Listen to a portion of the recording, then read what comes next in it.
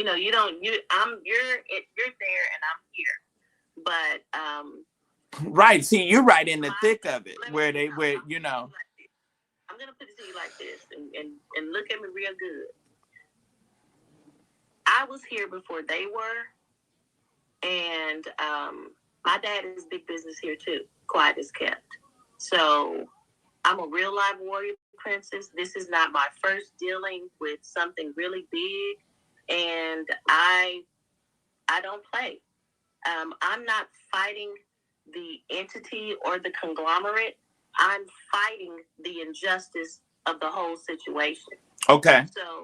So people, because of who it's attached to, that's where their mindset is. You can be scared of somebody that bleeds just like you do if you want to. Let me ask you this. Since the allegations have come out against Thomas Dexter Jakes, you're not calling names, William McCray is. Let me ask you a question. Those allegations don't have anything to do with... Well, no. But hear me. Mm-hmm. As an advocate, did it change the attitude of people? I'll say it to you like this. Mm-hmm. I'm going to be very frank with you. Okay. I'm going to give it to you. I don't know if you like a good libation or a cocktail every once in a while, but I'm going to give it to you on the rocks. Straight with no chaser. Right. Even me not being a fan of Jackass Jakes. Okay. I felt a freedom. Mm-hmm. Which is why I said, let's go. Okay? Because see, what we were fighting, and what I know the fight that you're in. Mm-hmm. I know the fight that you're in, because you have to remember, I was firsthand in that battle with Brenda Joyce Bernstein when we went up against Eddie Lee Long. Yes. Okay. Okay. So I know what it feels like for you to have at that time, I interviewed 87 men. I have interviewed over 100 and something people from that institution. Hear me. I already know. You preaching to the choir. Interview 87. However, out of 87, there was only 4 that he slipped enough, or a little bit of enough, to have evidence that, because basically, if you don't do the rape kit within 72 hours of a sexual intercourse, how do you prove, unless you're diabolical like Monica Lewinsky and you keep the nasty dress, then how do you have proof? Or not unless you nasty enough to put your hand in the toilet or put your hand down in the trash can and save the condom. And trust me, I've had people to do that. But how do you have proof that you have had sex with somebody? You don't have that level. You want me to tell you? I'm getting ready to tell you on the back end. Okay. When you look at remember, the files are sealed, so nobody's seen anything. Okay? Right. But you have to remember, the child was damaged when they got her. Right. She had been hurt already. So when you find a situation like that, and things have not been done in a proper timing, you won't find anything. But when people have set people up, things can be sealed, and in the state of Texas, just a word of mouth can put you in jail, and clearly see get you sent to prison. Right. Okay, just one thought. Okay, we have Dominique Morris is on Instagram. hopefully YouTube, I hope that everyone is back, and that we're back over here. I, for whatever reason, had some kind of charge issue with the MacBook, and we went down. Thank y'all for those of you that are coming back. Rita, Catherine, Earl, Greg, Elder Ware, all of you that um, uh, that are coming back, that we lost from previous, that was on previously. Yes, we are so glad that you're here. We are on with Dominique Morris out of Dallas, Texas, who is an advocate and who fights and stands in the trenches for those that are facing injustice. She's not going to call the name, but I will call the name. She is defending and advocating and fighting for Cora Jake's ex-husband that has been pretty much forced against his will to sign an admission that he did some improper things to a child. There's been a number of threats. This case peels back like an onion, and we're not gonna be able to. This ain't even a movie. This is more of a, like back in the day when I was a little kid, when they would have mini series. This is a mini series. This will be a long show. Like this is the, what was the show called? This is Greenleaf at its best. Okay, this is Greenleaf at its best. So this is high crimes, misdemeanors, conspiracy. I understand her plot. Let me say this too before we go any further. Sure. I want everyone to understand that I am not a lawyer. I do not present in court. I make sure I do all the work, and then I make sure that everybody has everything in order to get done what they need done, and me too. So I provide my resources. I provide my knowledge to the public to get freedom and or justice. So please be clear, I am not a lawyer, but I am the Texas Street Civil Advocate. Yeah. Back to you. Well, an advocate versus an attorney, we definitely know, and they work hand in hand, and you need both. But this is very serious. It's very, very detailed, and I know this kind of a situation well. Was the lead blogger and broke the story on Eddie Long. Know what it's like to go up against a demagogue. Know what it's like to go up against a man, a self-made Black man that has the. That I have literally been a spiritual attack. I've been threatened. It has been all the things, and I'm having to constantly stay in prayer to continue on and feel the fortitude. It's rough. So I know that I'm on the right platform with the right person who's been on this journey before. Oh yeah, I mean it is definitely tough. But what I was wanting to say is that when you're going up against somebody that has the number to Air Force One and Two. When you're going up against somebody that has armored trucks back up to their church to collect, and an armored car does not come and collect unless you're doing over a $250,000 or more in revenue. So that's the kind of person. So I understand. I totally get it.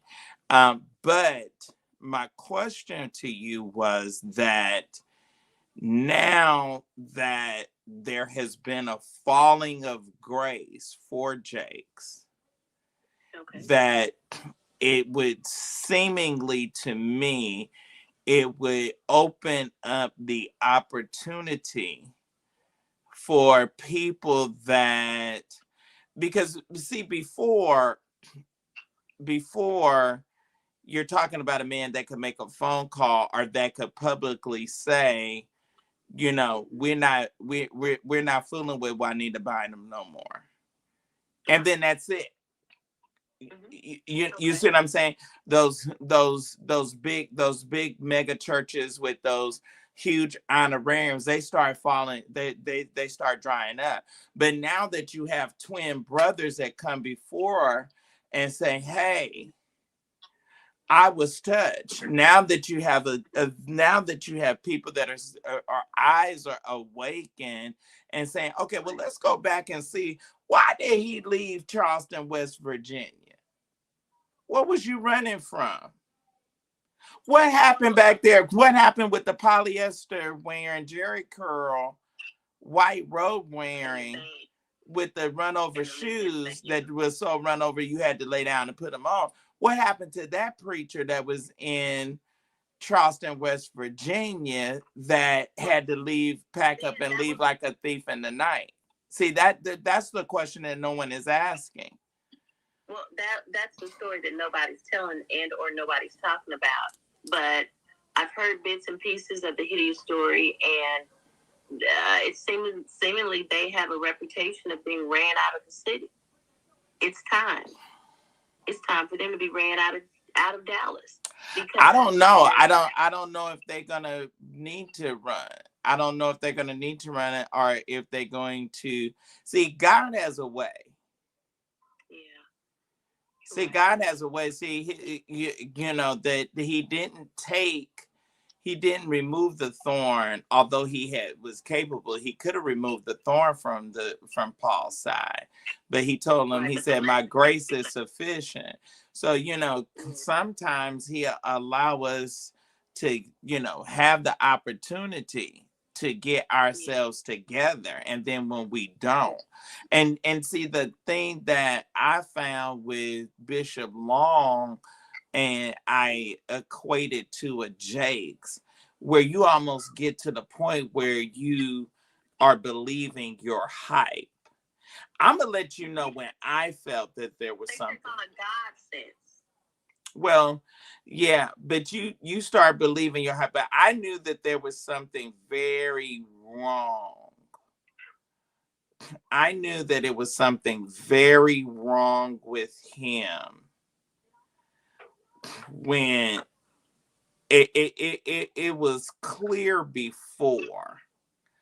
But when it really became inherently clear that it was something wrong with Jakes, and it was a series of things. It wasn't just like I came to the conclusion that I came to, just, you know, off the cuff. It was a series of things that caused me. But when he allowed that that white woman to enter that black minister's apartment and shoot and unalive him in his own house, and that's down the street, around the corner, in your neighborhood, in your very city, and you say nothing. And you say, and then when we have had countless, so I don't have a problem with Jakes, just to where it's like, oh, what did he do to you? Or and you don't have a problem. No, I have a problem because I am a BLACKMAN. Yeah. Mm-hmm. And when you have had that level, when you're a dark complected man, and you have had that level of platform, to have that level of platform and ability. See, let's go back. Let's go. Let me tell you or explain to you. See, this goes back to Dr. King and the letter from the Birmingham jail that was written to Billy Graham on toilet paper. Billy Graham had the ability to go to LBJ and say, hey, Let's stop this. Billy Graham could have changed the whole trajectory of history as we knew it. But he did not do it. Right. He did not do it. Yeah. Jace could have stood and led a group of not just black, white. He could have led a spiritual or an alliance of ministers and spiritual leaders that would have included Jews and imams and all of that, to say, wait a minute, we're going to stop this violence in America. All he had to do was stand and take hands. Mm-hmm. You're talking about a man that was 3 hours away from George Floyd's funeral and refused to come. Mm. No. You're talking about somebody that was offered, because they don't want to go preach without money for their plane, that said that we will send the plane to pick you up and bring you and take you back immediately following the service. We just want you to come and be in the place. But you took your fat ass to Aretha Franklin's funeral and sat up there in the pulpit and grinned like a Chester cat. Yeah, but you got to remember, William, that money is the root of all evil. No, it's not money. It's the love of it. The love of it. The love of money is the root of all evil. And these people have their vices. So, we can sit up here and say this and say that. Well, I understand it, because I understood when you had people. I had people on my show. I had folks tell me, I don't care if it's 100 more guys, I'm not gonna come out against Eddie Long. He paid my mama's house off. He bought my car. He paid my school tuition. I had so many men say, "Oh man, he's gave me inspiration. He's done this. He's helped me. He helped me with my court case. The court program did this." I mean, it goes on. Okay. So what has happened? So you are advocating for Cora's ex-husband. Why did he? Let's get to the gravamen of the issue. Why did he admit to these trumped up charges? Okay, he didn't admit to it. Well, what did he do? He was in Ellis County. For 2 years, suffering with sarcoidosis and no medical attention. Okay, so wait a minute. Let's back up for a minute for the audience. So when Cora put the letter out, or made the letter, or put the statement out on Facebook and on social media that she was divorcing her husband, were they already divorced when they finally made it public, or was that in process? I can say this, he had removed himself from the home. Okay. And then they were divorced. But he was not in, but at that time when she put that notice out, that he was not in custody. Okay. No. Okay. No. And that's been what? That's been approximately what? That was 2023? 2023 was when he went on to Beto and then to Garza to Beto. But explain what that is, because we don't live there, so we don't know. Garza East is the unit in TDJC. And what's TDJC?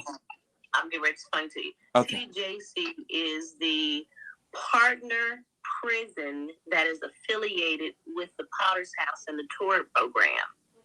And Beto was one of the units there. The unit of Beto is where the young man who I'm assisting and advocating for, he used to go there and preach. So when he got there, and he knew everybody. Okay, so help me explain to me. So is this the jail where Manpower was incepted, are kind of created out of? Okay, the program that is linked to the TDJC here in Dallas, Texas, is the Torrid program. That program is affiliated with TDJC, and they have the people from the Potter's House Institution come to the facility to preach and to minister. And, to the inmates. Yes. Okay. And so when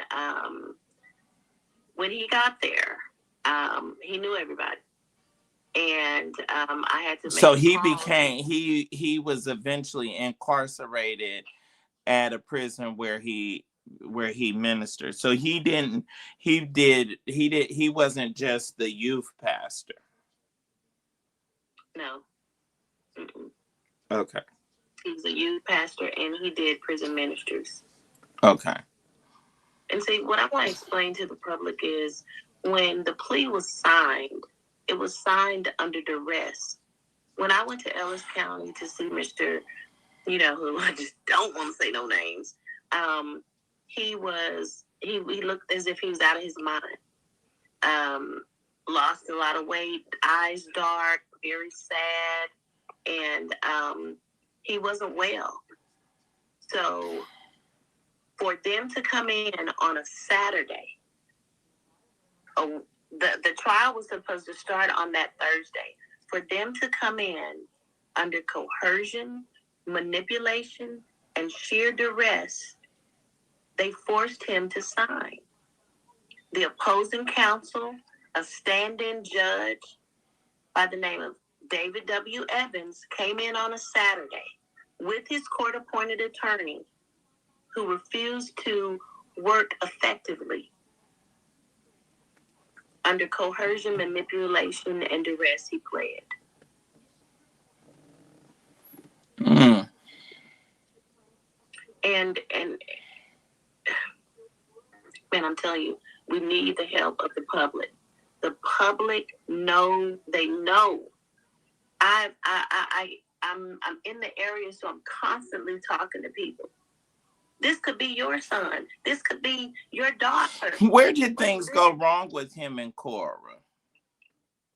Well, what was the breakdown in the marriage? Well, the breakdown in the marriage, what I can tell you, it was love and bliss. They were a married couple, and they had, issues like other couples did, but they were functioning and working and counseling with Galen and White to get things back straight in the house. So when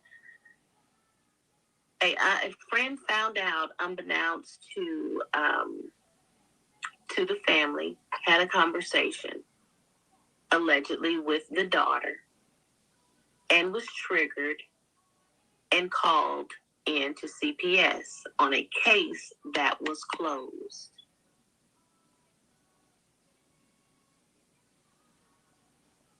When the call was made, it reopened the case. So an allegation was made that something improper was going on in the home. Yes, after the case was closed, because he was moving back into the home to be with his family. This man was a man who loved his wife, appreciated marrying into a family with resources, loved God, and was a proud father and family man. Now, anyone who's ever worked with children, I've worked in DISD, Cedar Hill ISD. I've worked in charter schools with the special ed children.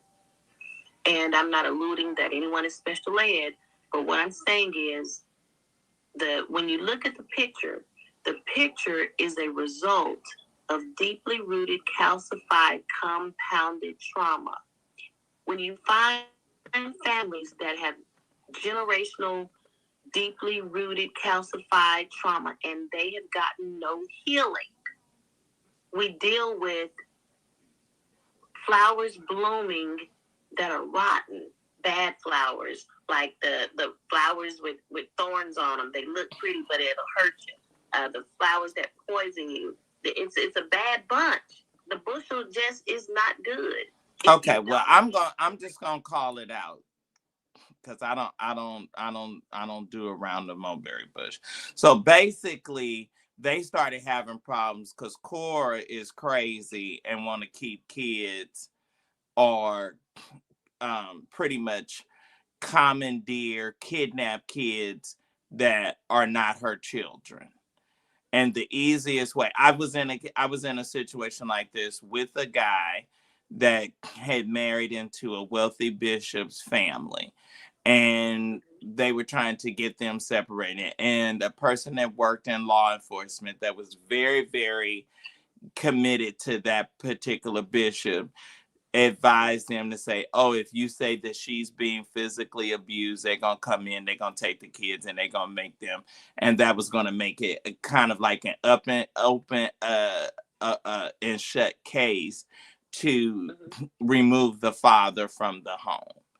But the only thing in that case was he was able to pay, or his family had resources, and he was able to get an attorney well enough.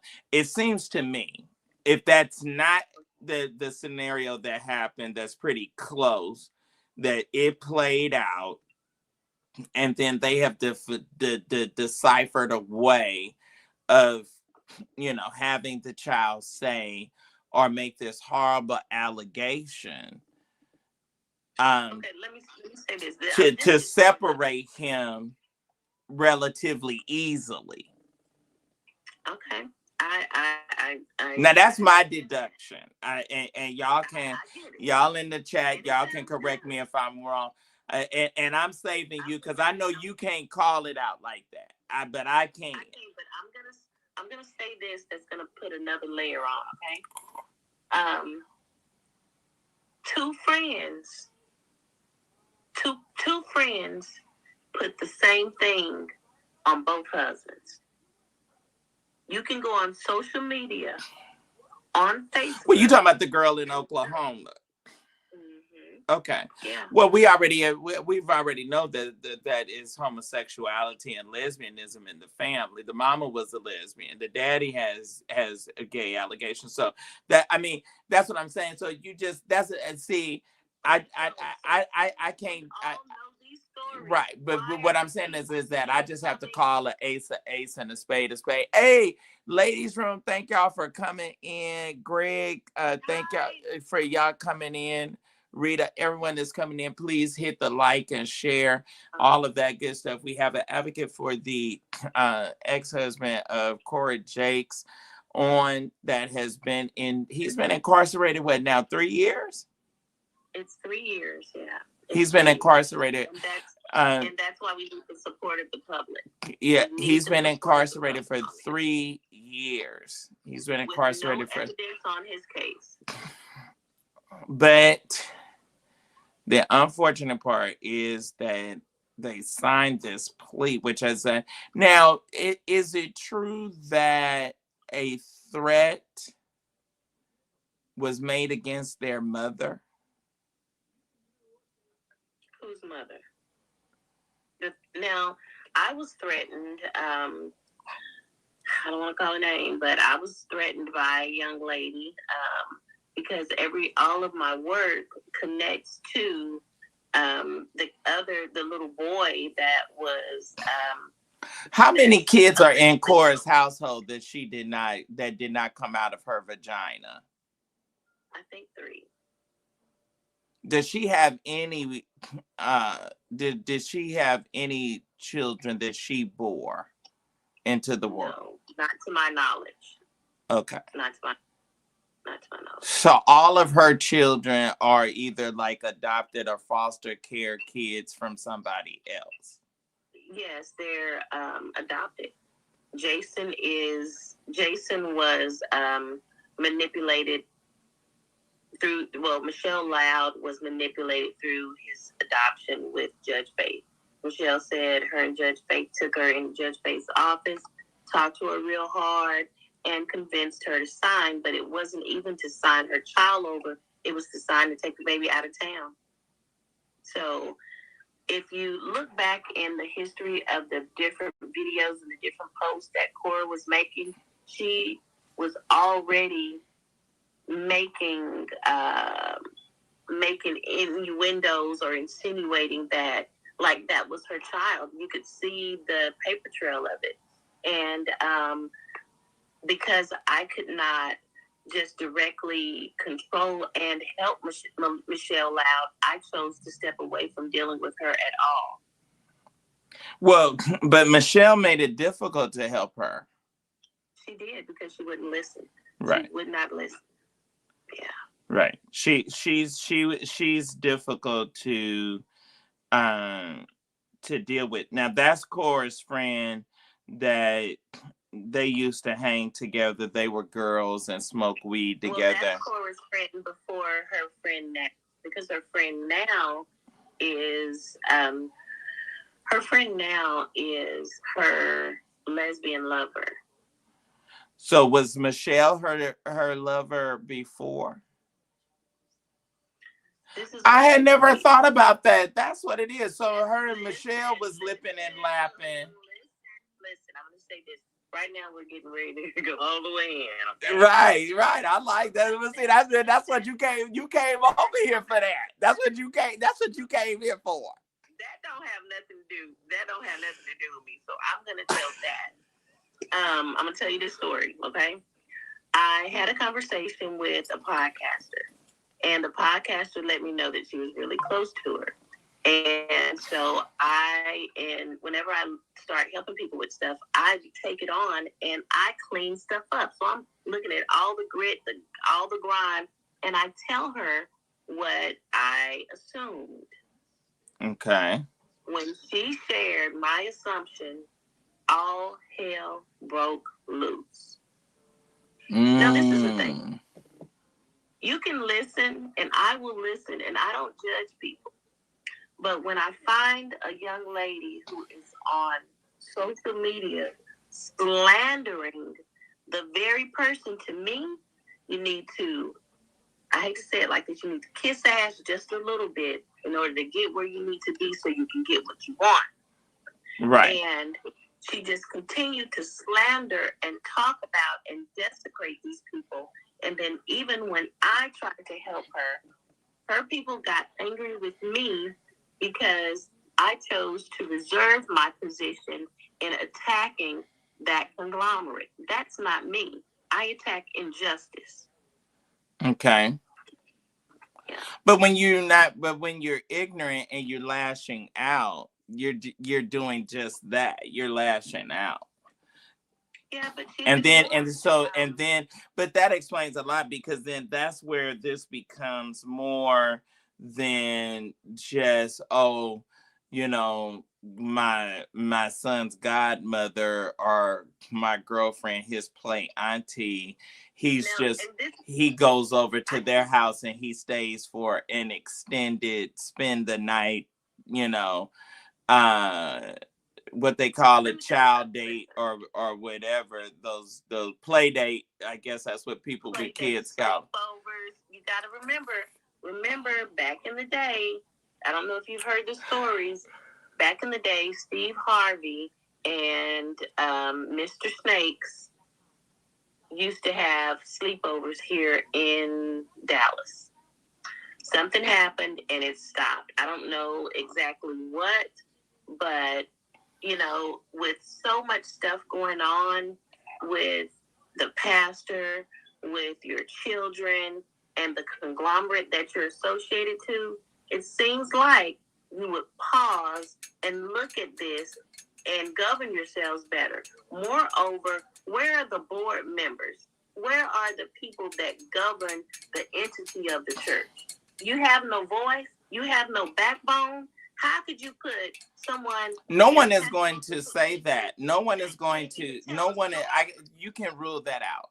You can rule that out.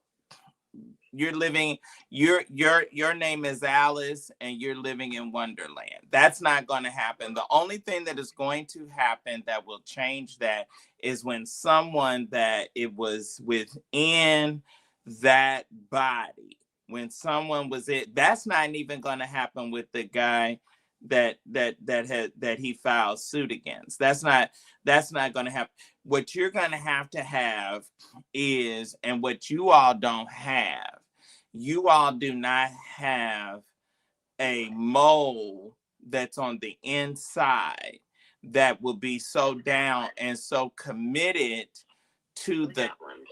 Listen, I'm telling you. See, you can't tell been there how to get there. I've been there. Okay. Okay. So what you all don't have is you do not have someone that is within that operation.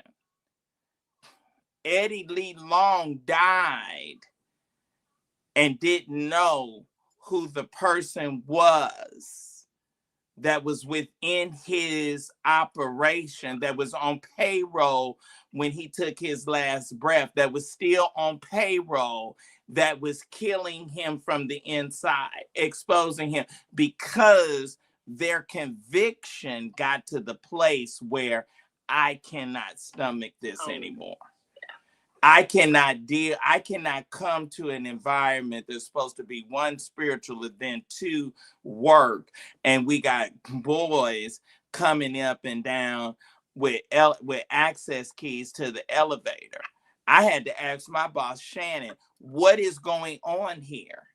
Oh, that's Bishop. Bishop just loves kids and he's mentoring. No. These boys is running up and down on this elevator like they at Lenox Mall. This is not normal behavior. He's out. He has 40, 50,000 members, and he's out in his drop top Bentley letting somebody that barely got a permit drive the car. What are you saying to me? I'm saying that this is something wrong. No 45 plus year old man has anything in common with no teenager that don't have the same last name as they do. Right. Now I'm just gonna call a thing. Now y'all can sit up and act like y'all in Alice and like y'all live in Wonderland, if you want to.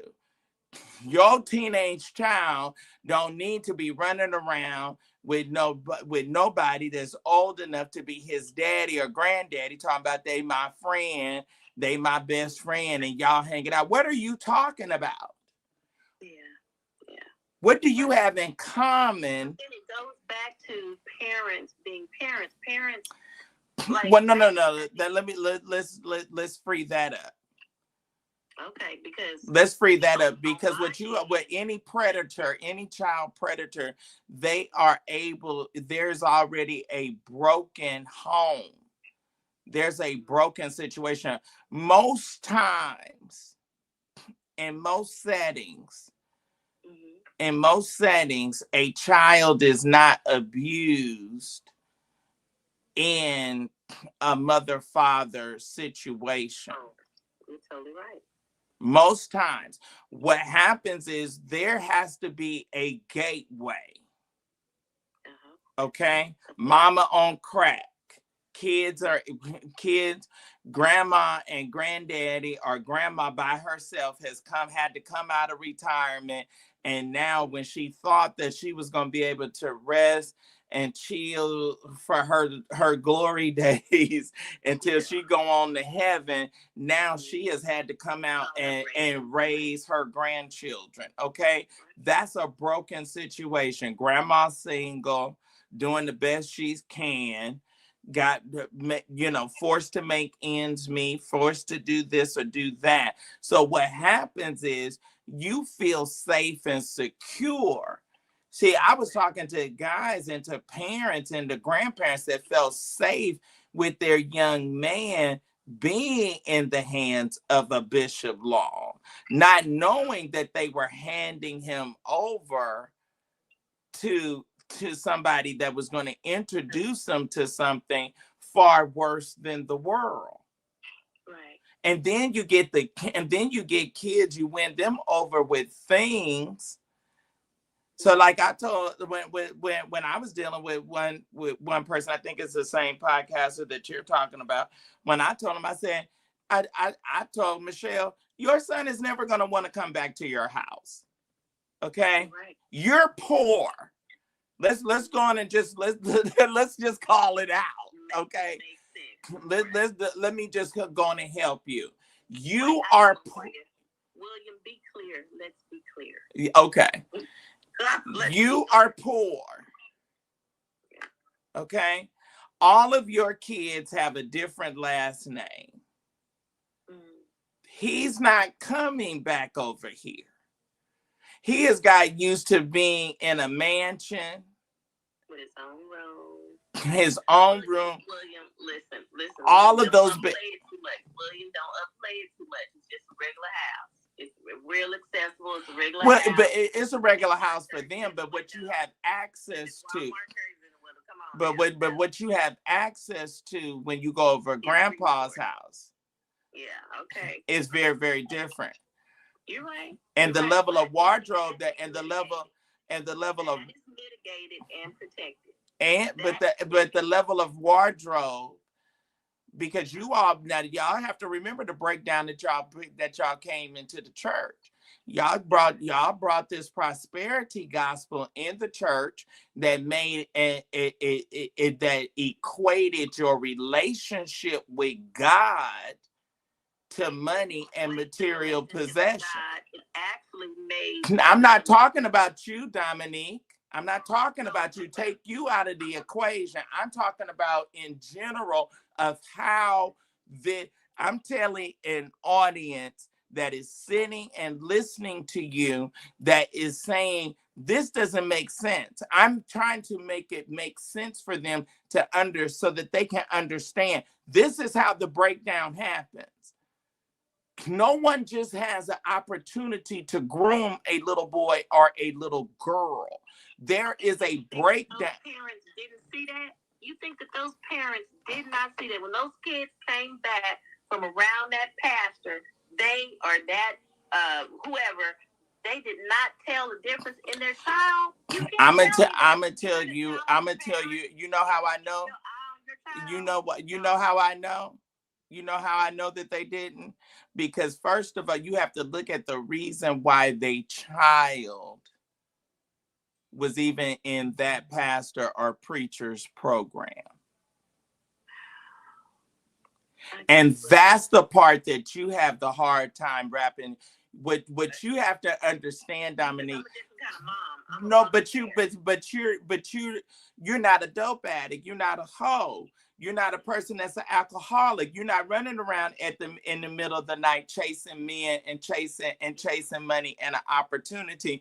And your kids are growing up like weeds. Okay. They're not even at a place where they weren't even a mom like a Diana Ross, who is a superstar, but got enough money to get on a plane and make sure she's tucking her 5 kids in the bed at night and then flying back off to be the supreme on the next day. You're not dealing with people that had that level of mentality. You're dealing with people that have a lot of other stuff that's just trying to figure out how they're going to keep food on the table, just trying to figure out how they're going to keep lights on. And their child is not the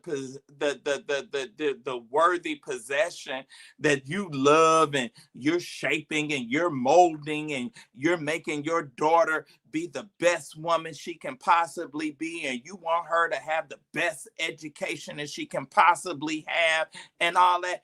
No, that when you looking for your next hit of crack,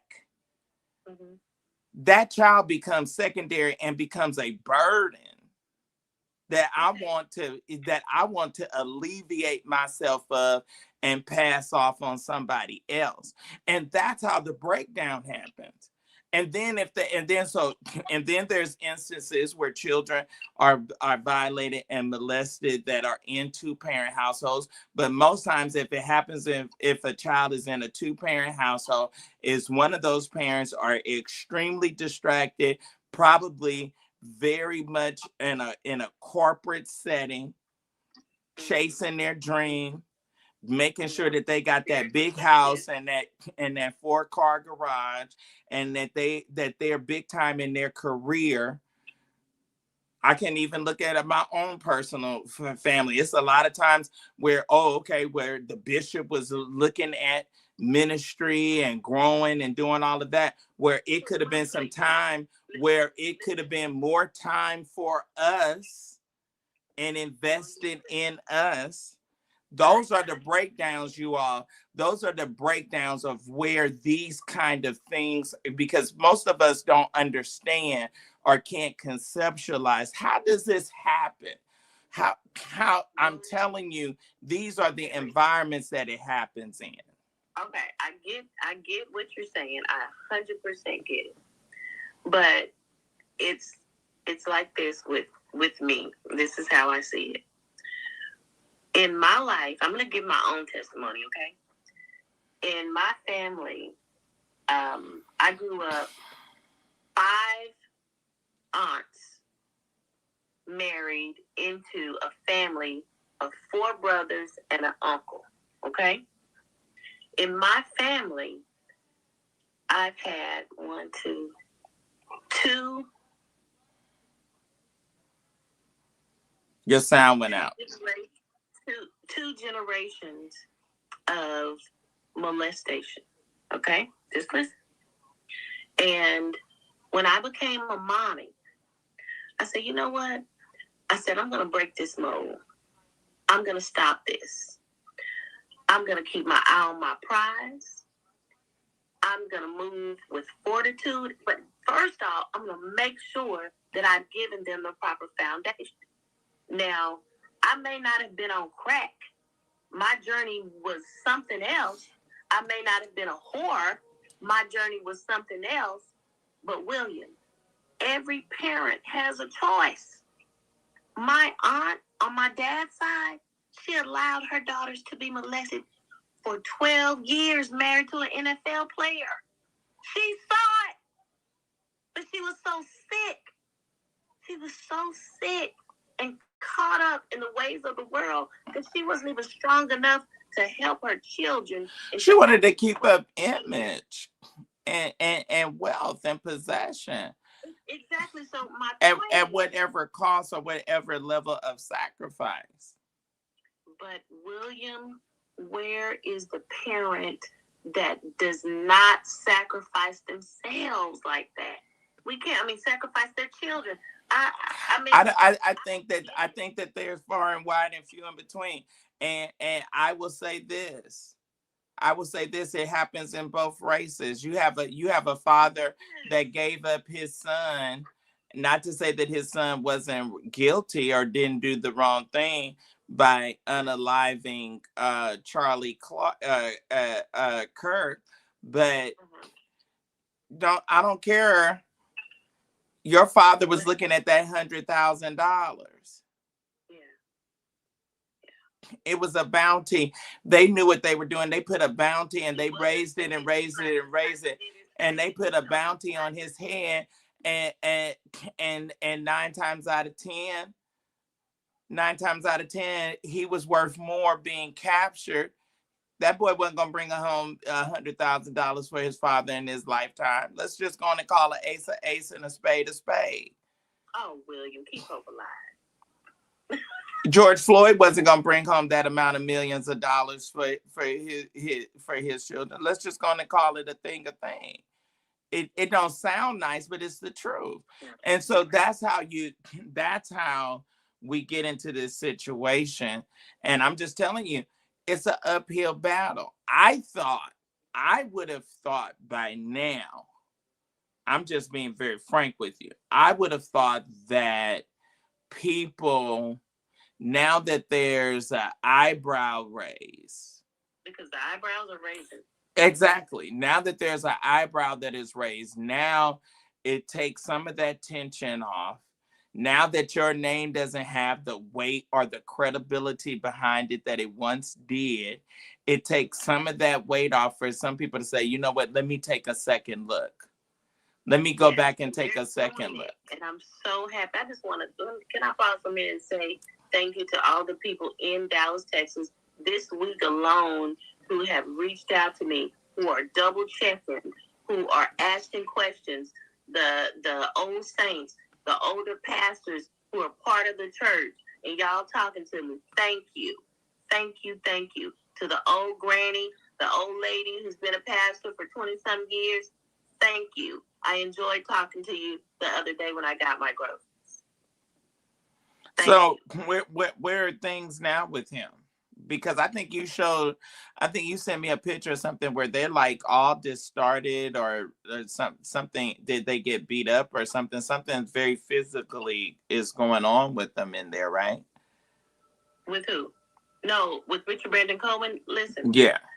What I sent you was me telling L. Blair that he needed to retract the statement that was written in the Christian Post in regards to the article concerning Tyrone. Okay, so now that's not true. So the allegation is not true. The allegation that something happened with Cora's ex-husband and Bishop Jakes is not true. Why did he say that? Who? Why did the reporter in the Christian Post, why did he report that? I have no idea, and he had the nerve to say, you need to leave it to, no, trust me, I'm a professional. You need to leave it to the professionals. If I wasn't a professional, I would not have written that. I said, well, as a professional, accomplished professional, I would appreciate if you would report the truth. Facts, not fiction. Well, did he understand that he put his life in great jeopardy? He didn't care. He did not care. The Christian Post did not care. So now we have the Christian Post that is, in the DM, I need you to give me his information.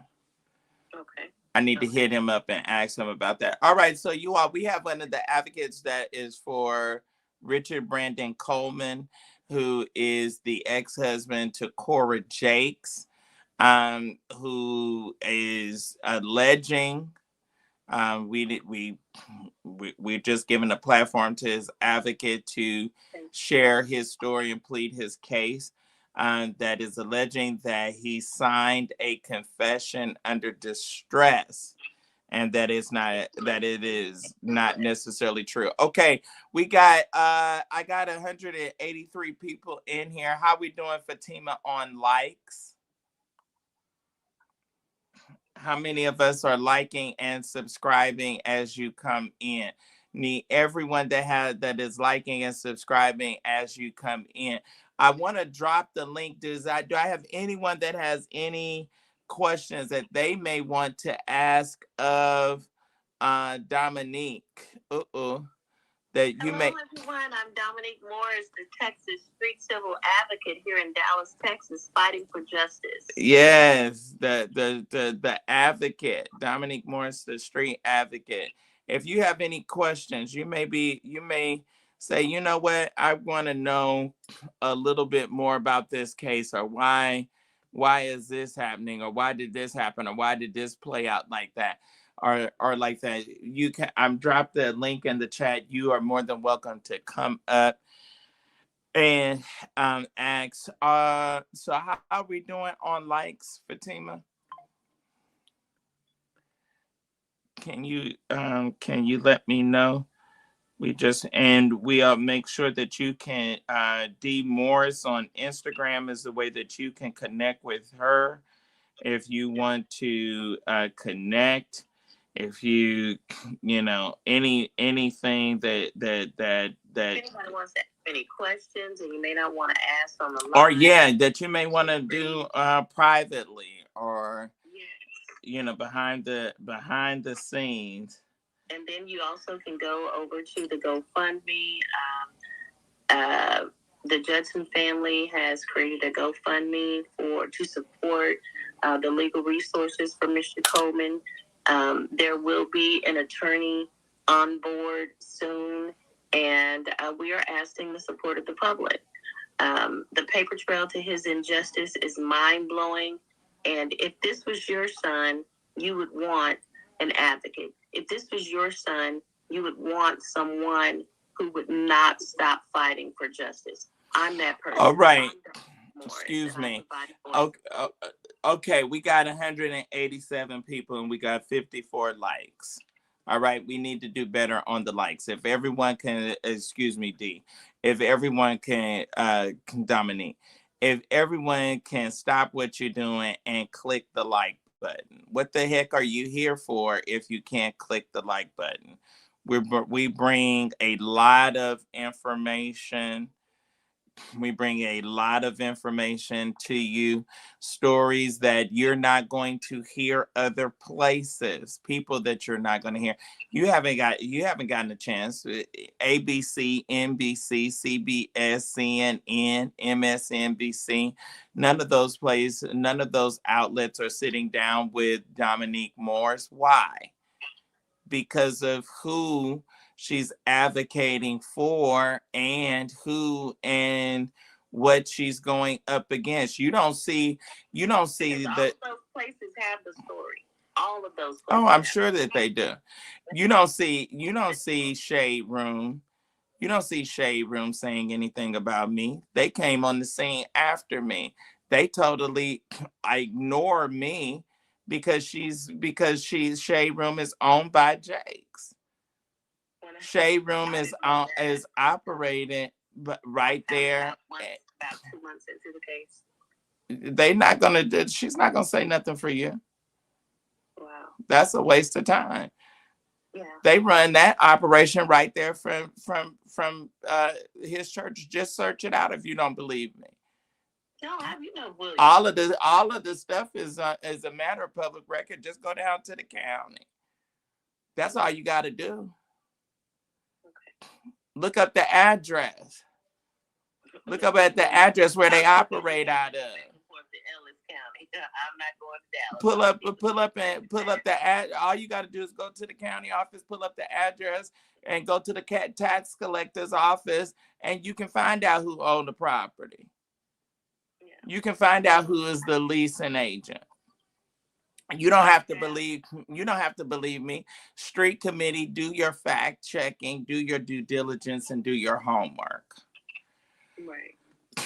I felt, and I will tell you, even being that I worked and fought in a case like this, I know that the insurmountable odds that you're going up against, because you're going up against somebody that has a name and reputation and money and power and influence. Well, you know what? I tell you what, William, I'm gonna give y'all a little jewel. Quiet as kept. She has told me off on Instagram. You may be able to go find me. Jermaine said something rude to me earlier on the Instagram. Jermaine, the one that was caught outside by the police when he wanted to have sex in the park? Yeah, I think so. It was one of them. Okay, because he's not even biologically a Jakes. Right. The twin boys, Sarita met Jakes. When she met him, they were in her arms. One of them was in her arms, and the other one was in her mama's arms when she met him. That's right.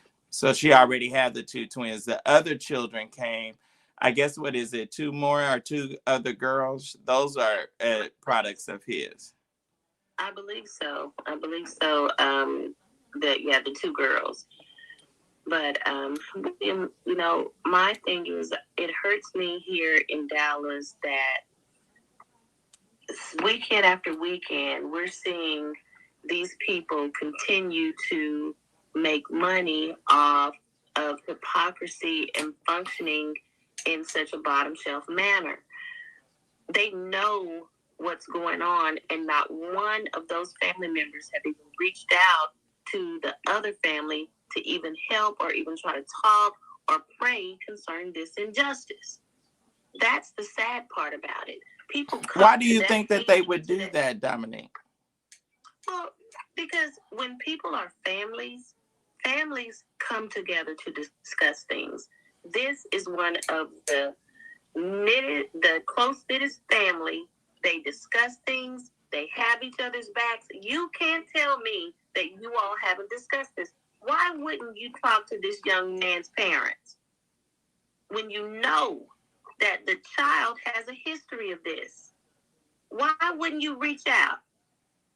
Even as a minister, why wouldn't you? You have because I have a preconceived notion, because I have a desire to do notion. because I have a desire to. People are going to go on the side of the money. Okay, William, I understand that they are, and the best for you to get that. Ugly, even if the money is ugly, you'll still. It's money. It's money. Oh no. It's money. And everyone does not have that moral code and that moral fiber that you have. But most of them are going to want to live in that big mansion and have their big walk-in closet that looks like a department store, and that's lined with designer this and designer that, no matter to what extent, no matter to in the big mansions and the big castles, let them stay over there. But that one that ain't staying in a big mansion and ain't staying in a gated community needs to be held accountable. My plight is for the fight of that injustice. And I totally get it. But you're going to have to, my charge to you is you're going to have to find out and pray out that whoever is, what it's going to take, the major turn in this case and the major break is when somebody gets sick and tired of being sick and tired that's on the inside. That's what turned our situation with Eddie Long. And he died without even knowing that the noose was being tied by somebody sitting right outside his office that was saying yes sir and no sir and yes bishop and no bishop and oh let me hurry up and get that for you bishop. That that's what you need.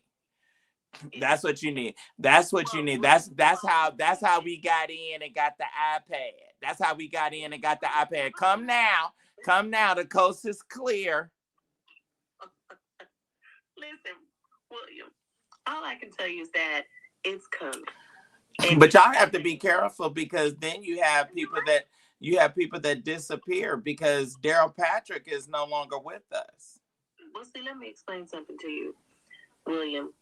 I'm not ever saying that I'm invincible or anything like that. But I serve a risen Savior who is in the world today. He walks with me and talks with me. Hallelujah. Thank you, Jesus.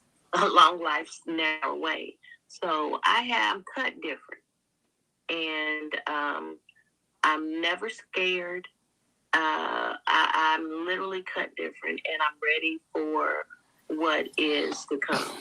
And I know that I undoubtedly... It just baffles me, because it really seems like it would have really been great if you and Michelle could have come together, because you could have really advocated for both of them, and then you could have established a history, of this kind of problem. Well, listen, William, the thing of it is, the legal side, we have it all established.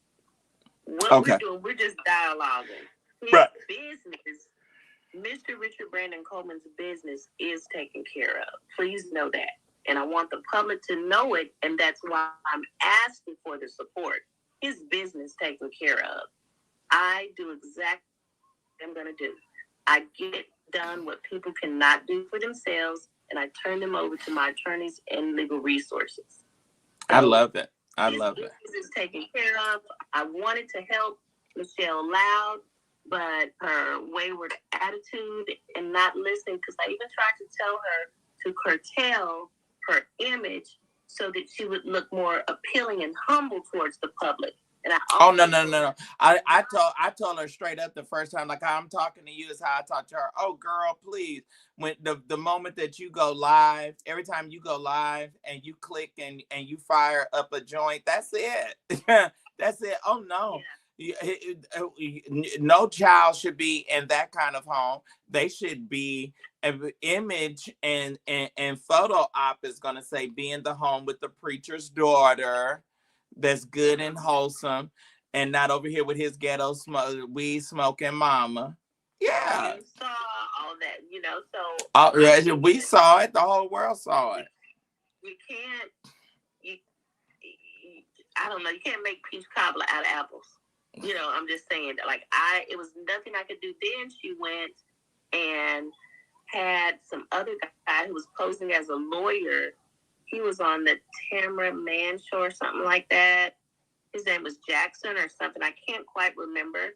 But they went and pulled all kinds of information and pulled up my personal information.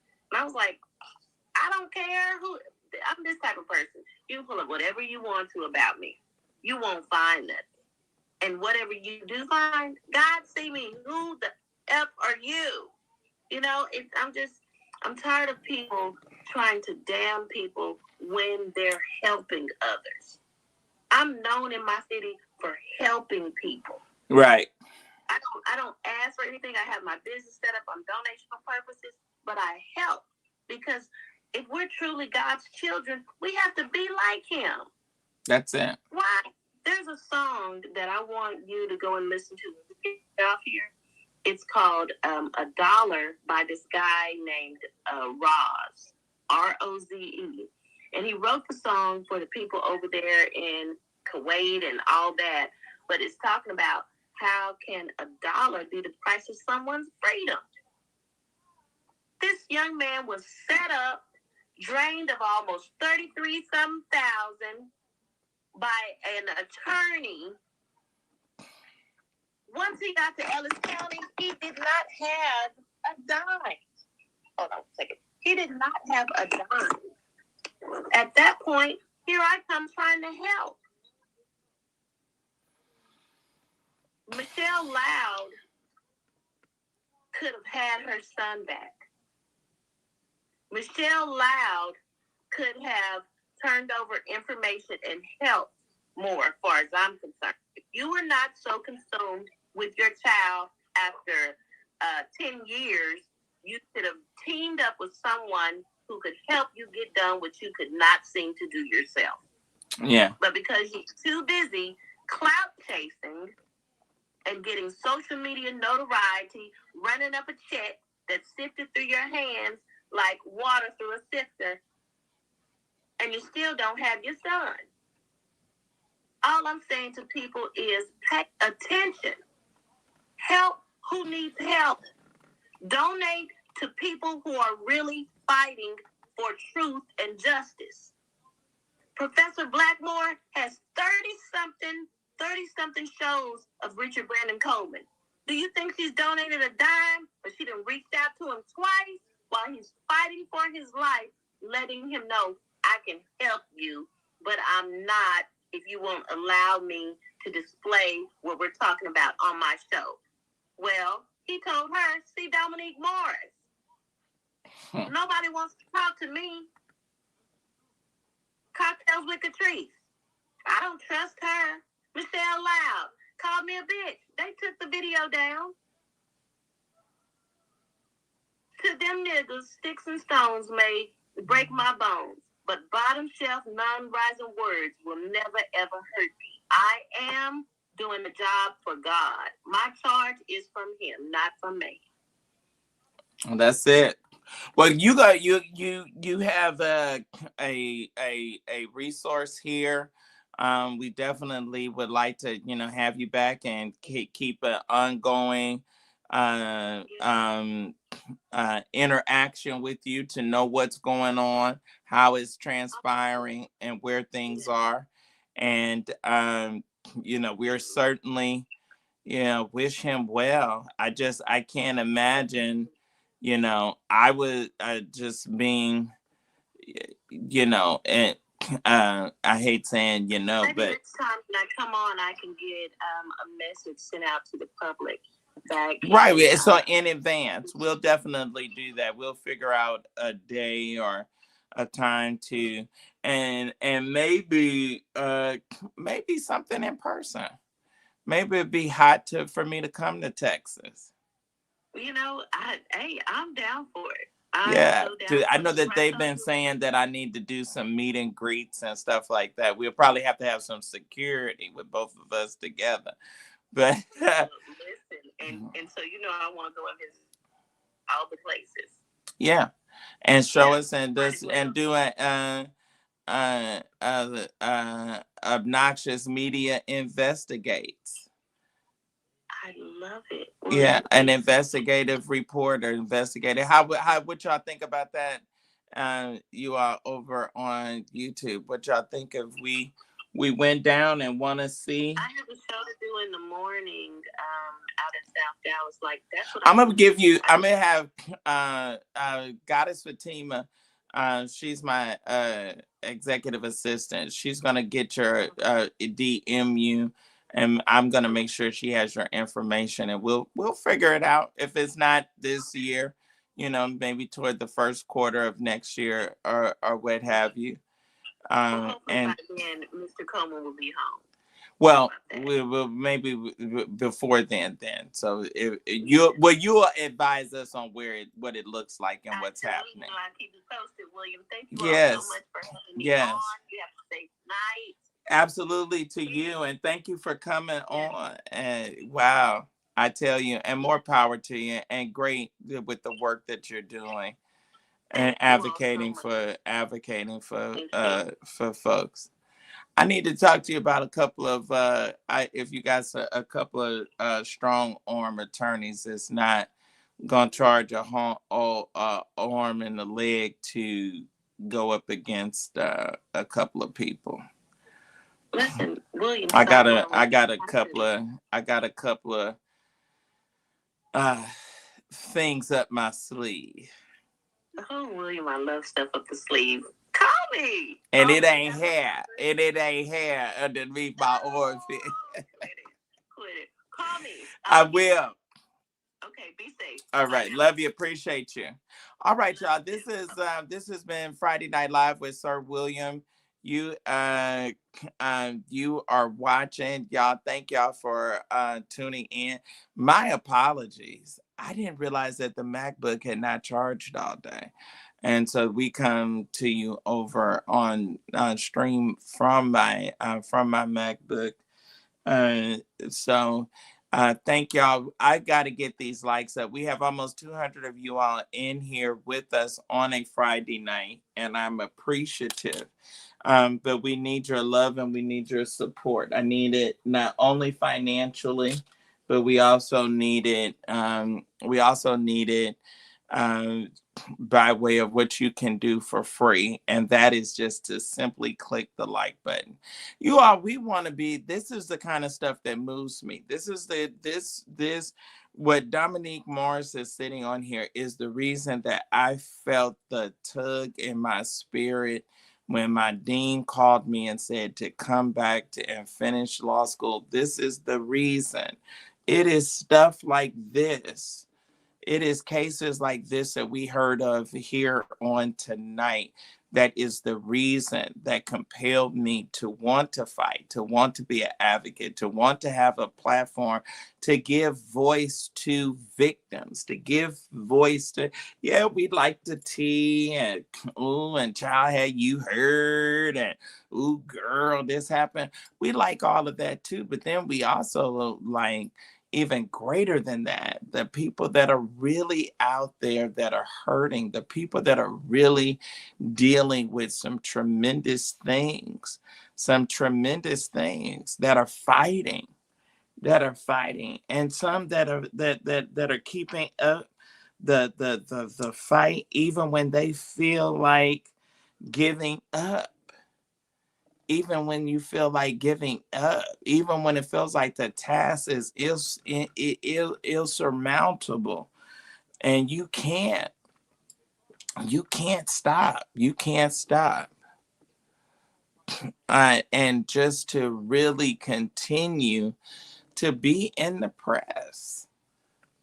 And I'm not saying the press meaning the press or the media. I'm saying the press meaning the press, like Paul said, I press towards the mark, I push. I'm striving to obtain. I'm striving to get there. I mean, could you imagine somebody coming to you and you were supposed to go to court? You're already in jail. You're being held. You're supposed to go to court on a Thursday. You finally don't get to hear or see anybody until a Saturday. And then they come in with some chumped up story and they're giving that to you. And you have to wind up buying that for $1 and taking their word for it. You know, that's a lot. That's an awful, awful, awful lot. So we want to be a voice for those people. All right, we have our text messages that where you can text and be some of the first to get the information. How many of you want to be the first to get the information first from me? You want to hear from me first before anybody else, then we need you to text. All right. I need y'all to help me with the ways to give. Okay. All right. We have been on a little over 2 hours. I thank y'all. Friday Night Live with Sir William. Y'all check me out. I'll probably take tomorrow night off and I will be back for Sunday Night Live. Peace. I'm out.